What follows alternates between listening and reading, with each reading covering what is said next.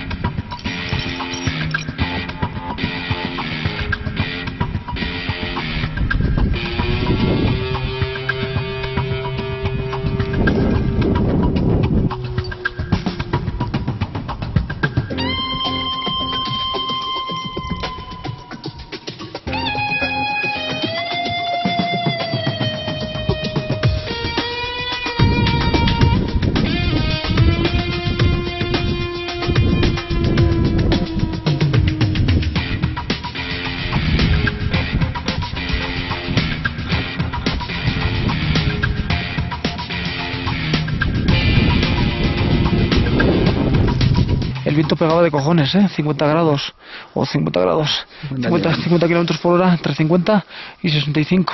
Bueno, vamos para la tienda, ¿no? Vamos a la tienda. Estoy helado. Sí.